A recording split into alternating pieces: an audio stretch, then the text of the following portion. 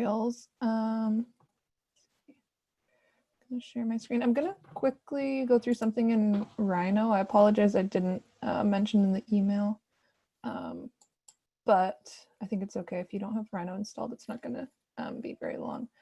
And just go ahead and like interrupt me if you have a question, because I wasn't seeing the chats all the time the other day because I don't have them up on the screen. Okay, so I was going to quickly show in Rhino the sketch command. So it's pretty straightforward. All you do is just type in sketch and press enter. And then it gives you this sort of like polyline, but it's it turns into a curve when you let go. And it's a little bit easier to use than just clicking around with the polyline, since you don't have to click, you just kind of drag your cursor around more like a sketch. And I'm not totally sure how useful this is. So I think it's useful for Entourage if you want to render in something that looks kind of sketched, but I'm not sure how useful it is for 3D modeling. But the other way you can use it is to sketch on any object. So if you want to sketch onto this box, you just type sketch and then go to on surface or on mesh. So I'm going to do on surface, select this surface. And then it's going to allow me to draw on all sides of the box. And press enter. You can see it's like actually on the surface, and it kind of goes to the other side. And I think when using this, since it just comes out as a single line, the best way to kind of like make it show up, similar to how the 3D paint sketches show up as like a 3D sketch line, is to then use the pipe command to sort of thicken it as if it's a line weight. Well, that one's a little crazy. Let's try it on here. Sketch on surface, sketch on this, center. You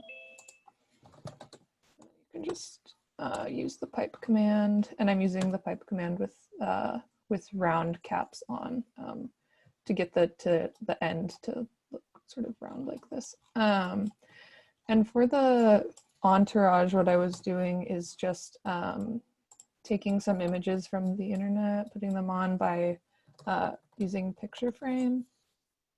Then I get this person here. I also realized while doing this that if you, see if I change my background, I didn't realize that if you put a PNG with a transparent background, it actually comes in transparent. So I think this could be useful kind of for like collaging in information in Rhino. But anyway, I was just grabbing these images, using sketch. Here I'm just sketching flat, so I'm not using any of the on surface commands. And then the way I was working was kind of to do like a quick outline first. Oops. Of the person, and you can just, as long as you keep holding the mouse, it sort of stays on. And then adding in some of the clothes as separate pieces. These.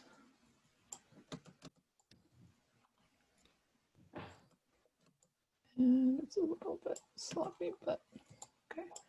And then I was again using the pipe command. Let's see, I made a couple of these that look better. And just kind of testing out various thicknesses of the pipe command to see kind of how thick you want your line weight to be. And then to get you could either kind of place these in a 3D model so that you could render them in with shadow, or you could export them and use them in a Photoshop file. So I was just using a rendered view. And then these people are kind of looking fuzzy, which is because they are actually touching the like ground surface, so just pulling them up a little bit, and then you can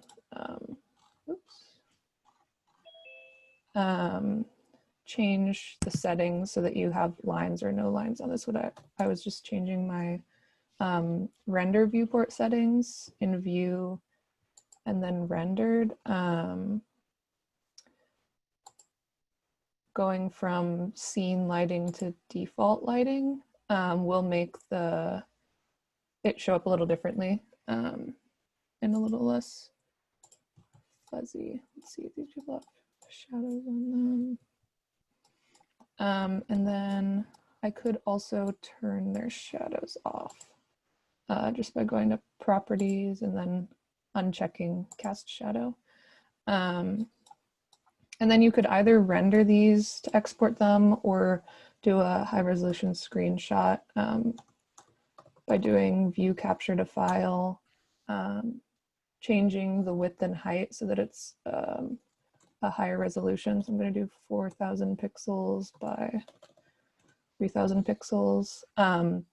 Make sure that transparent background is on so that you don't get a white background when you do this. Then I'm going to do browse and save it as a PNG so that it saves the transparent background. Let's do this. So then I've just gotten these out like this, and they actually have a transparent background, so I can drop them into Photoshop. But you could also just sort of rotate these into 3D and place them somewhere in your model, and they're like a lot less heavy than using some of the 3D mesh people that you can also put in. Okay. Any questions on that? That's pretty much all I have for Rhino, because I'm not really sure how much the sketch tool can do.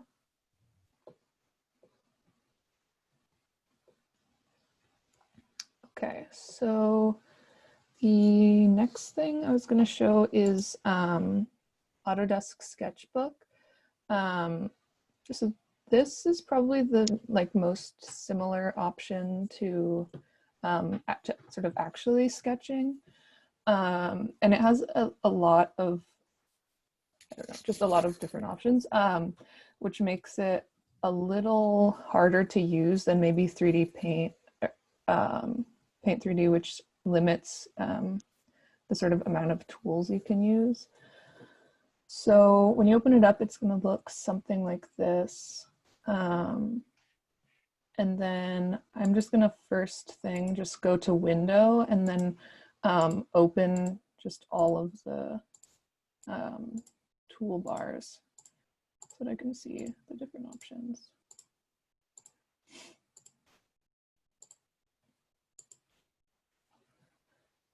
Okay, and maybe so here through this Sketchbook Extras one, they have just from Windows Sketchbook Extras, they have all of these brushes that you can download. And I haven't gotten through all of these, but I just downloaded some of the basic crosshatch ones. But similar to Photoshop, I think it's even easier here. You just sort of press download and you can get a ton of different brushes. So I have already downloaded some here. So they are just showing up in my brush library. The big benefit of this program over Paint 3D is that you can actually use layers. So over here, I have a bunch of layers that I was already working with. It's just window layers. And sort of similar to how you can use Photoshop layers, they have options to group things together. You can just turn them on and off. Yeah. And if I zoom out, you can see I have a white background on, which you can also turn this on and off. And then to put images in here, you just go to File, Add Image, and you can just drop anything in here. The commands, the command wheel is a little bit strange to get used to. So this comes up when I put a new object in. if I want to move it, I just click on this like outer ring of the wheel. To scale, you click and hold your mouse button and move up and down to scale it. And then to skew it, this button right here. And then to rotate it, you click on this button here. So it's a little bit weird to get used to since it's different than other programs. And then if you see that just came in as a layer here, so if I don't want that anymore, just click on this dotted circle here, and then it will give you a bunch of other options. So I can just go ahead and delete this right here. This is like, a lot of the buttons show up like this. If you click on something, it will give you more options in this sort of circle around it. So your main tools down here in the bottom left. Sorry, is there a question? Okay. The main tools in the bottom left also show up like this.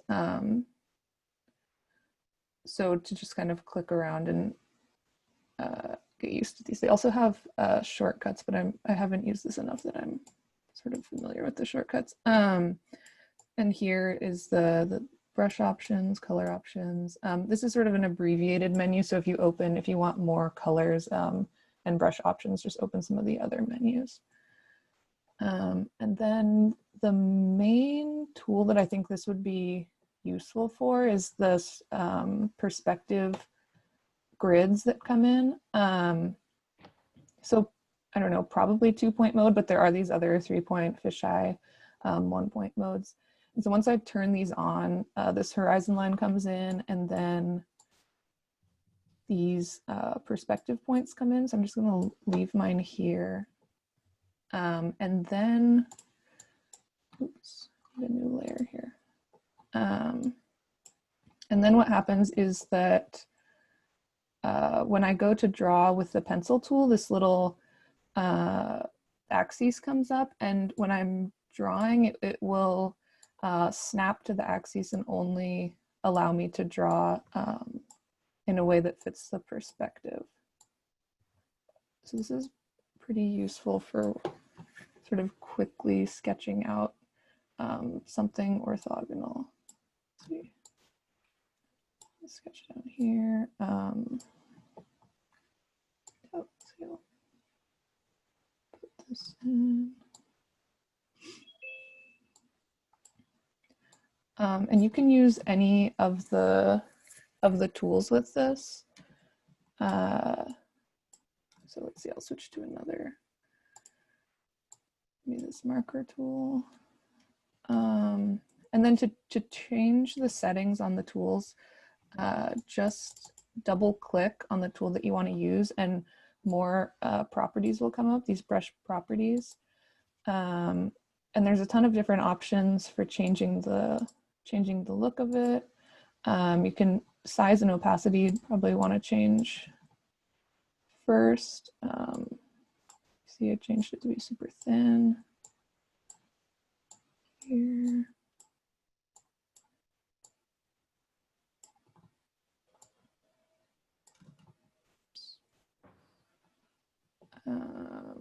And you can, yeah, change the opacity here. And then also export these settings if you wanted to sort of mess with them, and then you got something you liked and you wanted to save it. There's a bunch of advanced settings that I won't go through all of them, but they're basically just super customizable. Okay, so I'm gonna just leave this here.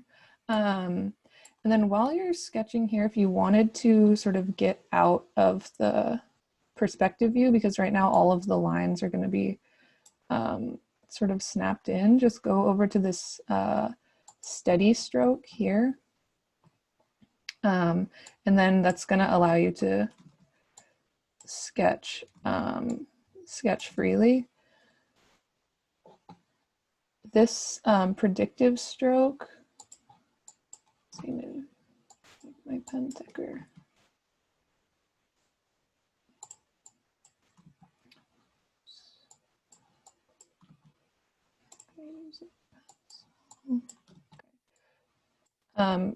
Predictive stroke will kind of try to, oh, it's not doing it so much here. It will smooth your line a little bit. See, I think if you,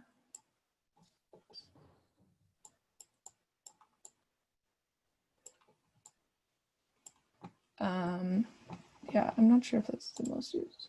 Oops. Sorry, that's the reason I had clicked on the wrong one. So steady stroke is going to try to make you draw a little bit smoother. And then you can sort of adjust how much, like now it's kind of dragging really slow. If I change this number, it's gonna, it's a little easier to use. Predictive stroke is going to smooth out like it did there. So it doesn't have these little bends in it. Let's get rid of these. And then I'll go to maybe this tool. And this program I think is made to work really well on an iPad. So it has some, like if you press harder, it will draw the line a little differently, and it will kind of make the ends look like it was done with a brush. I'm just using it on the computer, but I think, yeah, it's sort of made to work a little better with that. And then there's a couple of different draw styles which are useful. That the sort of automatic is that it's going to be one of these loose stroke types. But if you go to draw style, you can draw straight lines.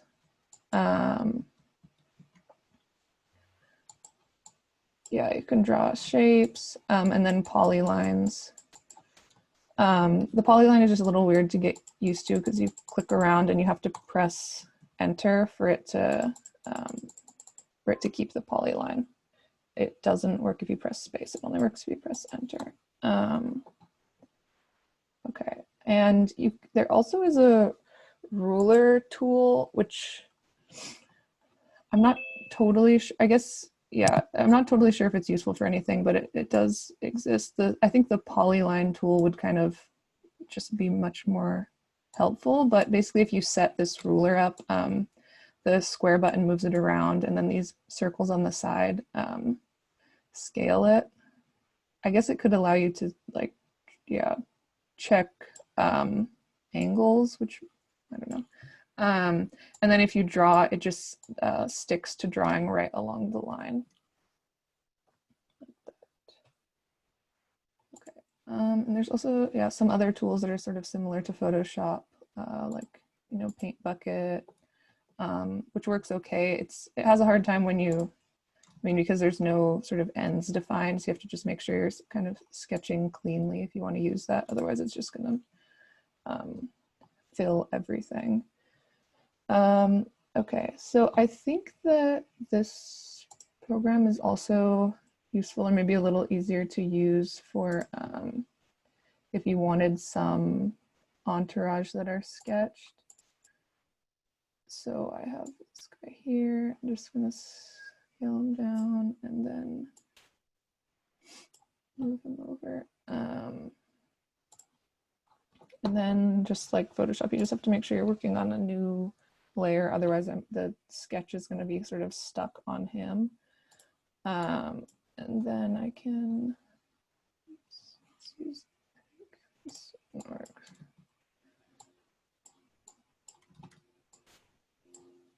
I can sort of trace the person. It's kind of thick still.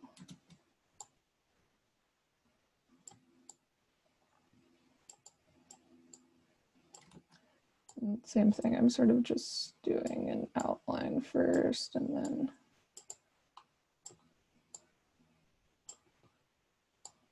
going back and putting some of the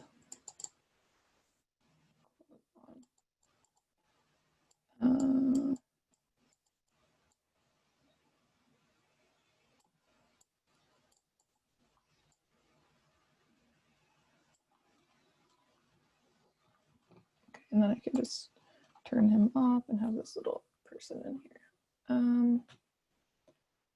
Let's see. Okay, I think that's close to all of the basics you would need. This I think is straightforward. I was using, they have this sort of expanded library of color types, which you just sort of click on and it changes the color that you're drawing. They're kind of nice. They come in sets by colors. You can use sort of similar colors here. There's sort of a wide variety of brush types, similar to Photoshop. If you want to edit these, just click on them like this. And you can edit all these settings. See anything else? These ones here I haven't talked about yet. So there's erasers, which you can use this. Erase some part of it. It will basically, it's only going to use the brushes like in Photoshop on the layer that you're on. So if it's not erasing the thing you want, just kind of find that layer. And you can go ahead and erase the brush, same thing. You can change the size and the opacity of the brush here. There's a lot of textured brushes. I was going through trying to look through all of the textured brushes, and it just seems like in general the Photoshop brushes are maybe better in terms of variety, and they have this like random brushes that you can use to add into your renderings. But some of the I don't know, like more artistic tools seem to work better in here. So like being able to smudge together layers, what's this one being called? Smear, blur, and sharpen. If you wanted to sort of do a couple of tools on top of each other and blur them together, or to do multiple different colors, and then use any of these blur and smear tools to kind of make them blend together. Let's see. Okay. I'm gonna turn these off. I also was just going through and kind of seeing if I could find a use for this as like a post-processing of rendered images, and I'm not totally sure if it's great. I found it a little bit more difficult to work with than Photoshop, so I was kind of going in and like adding in some lines. I think it would make sense for maybe adding entourage or like plants or the sky and kind of like setting the scene, but I don't know if it it's a little bit difficult to work with the lines and make them look clean. So unless I really, if I was going for something where I wanted the sort of sketchy look, I think I would use this, but it might be easier to use Photoshop if you're more familiar with it. So I think probably the best use for Sketchbook is to kind of sketch things from nothing, like using the perspective tools, or rather than kind of processing images. Okay, so any questions about Sketchbook?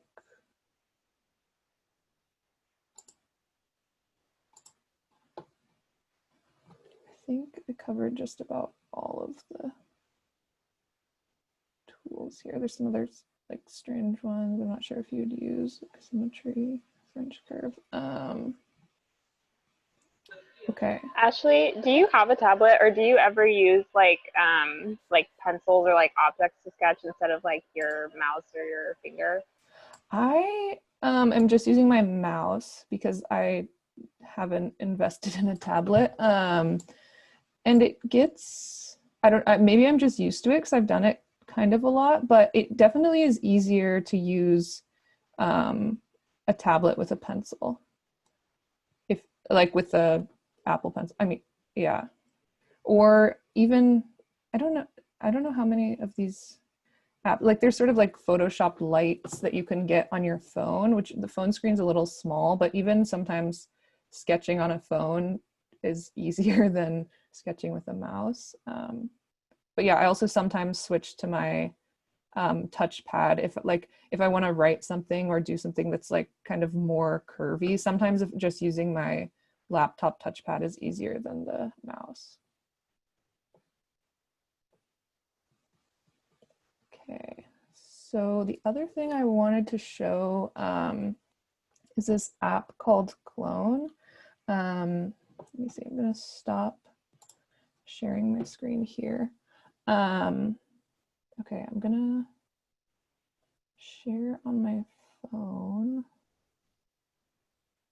Okay, so this, I'm pretty sure this is available on Android and iPhone. Let's see, share screen. Okay, so this app, I haven't used it to make anything yet, but I think that it could be useful for getting sort of sketch models like made out of, I don't know, like made out of typical materials or even made out of just sort of like objects if you're sort of stacking boxes together. So it's this app Qlone with a Q. If you see here, it just opens up to this gallery, and it's pretty easy to use. If you just press the plus sign in the bottom right corner, it's going to open up to the scanning screen. And I should say there is a template I'll show you in a second that you have to use to scan. But then in the app, you'll basically just have any objects that you've scanned before. So I was scanning these strawberries. And then if you just click on the AR button in the bottom left corner, you can use this to put an object that you've already scanned into a scene. So let's see, just tap when the corners turn into a rectangle, and then this is kind of weird because you can also see my computer screen.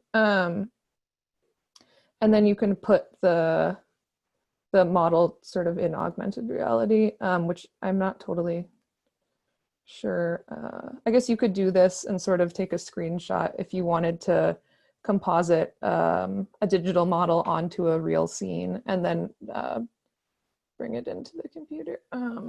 Okay, and the app is free, but the only thing it charges for is if you just click on the object and then the bottom right corner to export. You can export as a bunch of different file types here. This is the only thing that it charges for, and I think you can buy like packs of, I don't know, 10 models for $5 or something, but it's about $1 per model, so it's not too bad. Okay, so let's see, I'm gonna close this on my phone. How do I do this? Zoom. Stop this.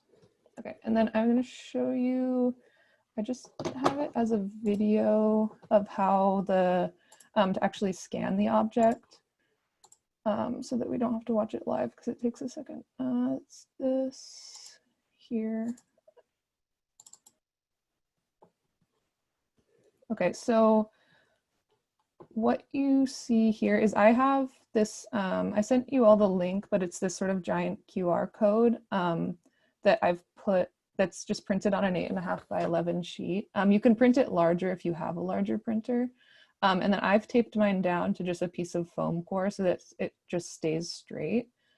And then I'm doing this outside because the lighting is a little tricky, and I tried it inside and it just didn't work very well. So it's best if you can use natural light outside, and maybe like not too sunny. This is kind of indirect but bright outside. And then I have just a pile of strawberries in the middle. And then to scan it, you basically have to physically walk around the object in the app, and it brings up this half sphere. And then you have to get it to fill in all of the squares that's showing up. So when it's blue, it's sort of like, it means it's working and you're in the right position to the model. And then you just have to like keep still and walk around. When you see that the sphere turns red, it means that it's like not picking up the right information and maybe you're too far away. So you kind of have to like step in and out and then make sure you're close enough to the model. And it's sort of tedious to do, but I think like overall this took me maybe 3 minutes. So it's not that bad. You just have to sort of walk around, and the lower angles are a little bit more difficult here. Okay, so I think, yeah, once, let me skip forward here. Oops.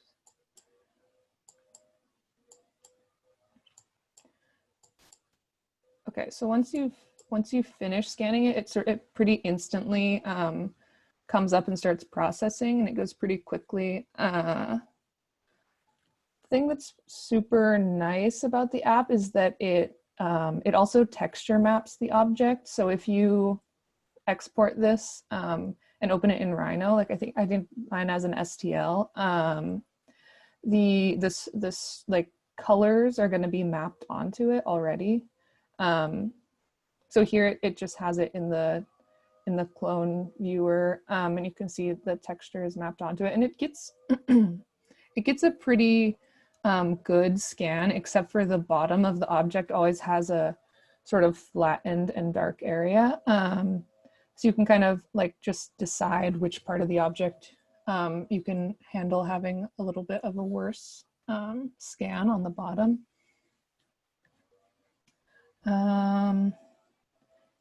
Yeah, I think that's, you can make some adjustments to it also once you're still in the app to just brighten it and make sure that the texture mapping is showing up well. So you can just change the saturation. It's also kind of interesting if you scan using any sort of transparent objects, because it actually causes some errors to occur because you can actually see the checkerboard through the transparent object. So sometimes that's interesting to play with because your 3D model will look a little bit different than the real life model. And then I think this can be used to sort of as another layer in the collaging or combining of 3D information in Rhino or in Paint 3D or Photoshop. And it just gets like a slightly, a different effect than if you were to just photograph the object and it would come in as really flat. Okay, so any questions on that?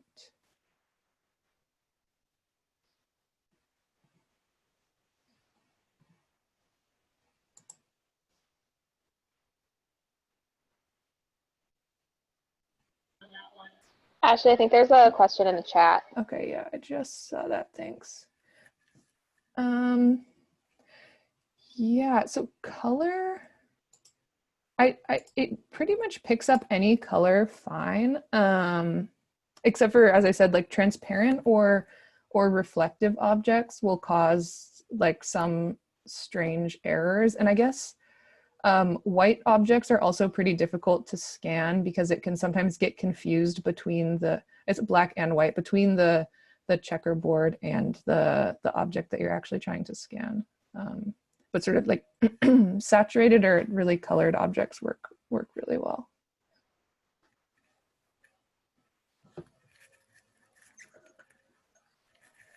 Ashley, have you ever used this to like scan elements of models, or do you usually just use it more for sort of like real life objects that you want to put in images?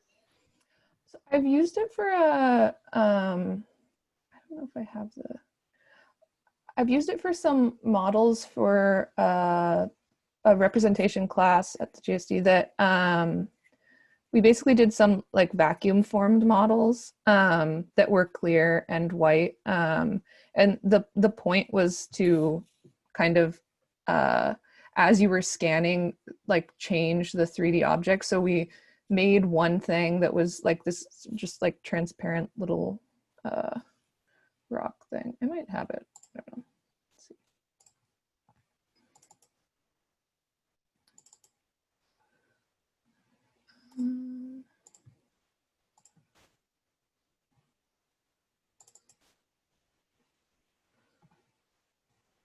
Yeah, so I was using it to scan this object, which is a 3D print with a vacuum formed layer that the vacuum formed layer also has 3D print on it before these stripes are 3D printed before it was vacuum formed. And we were purposefully using the transparent and white so that when we scanned it, it would look a little bit different.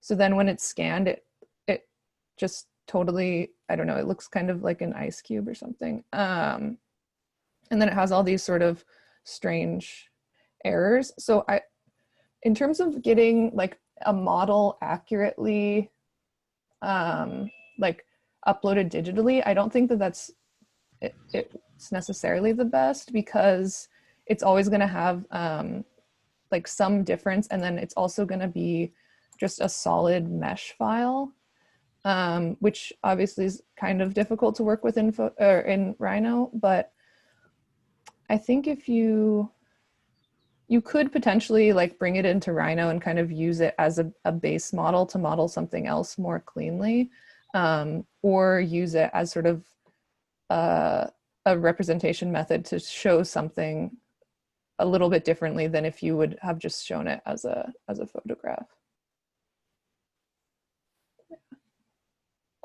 Thanks. Yeah. Oops. Okay. This. I can stop sharing. Okay. Any other questions about any of the softwares I went through? Okay. Well, I think it would be, I mean, I think it was really useful for the people who tried something, and we talked about it on Thursday, just to see, I think there's maybe like an infinite number of ways of collaging or putting together objects from the different programs. And it was useful to see like how everybody did that differently, so you can kind of get an idea of what the like variety. So if people are interested in really sketching anything, or even just like messing around with putting two things together you think would be cool, I think it would be really useful to look at tomorrow if people are interested. Yeah. Okay, well, that's all I have, so thank you everyone. I hope that was useful.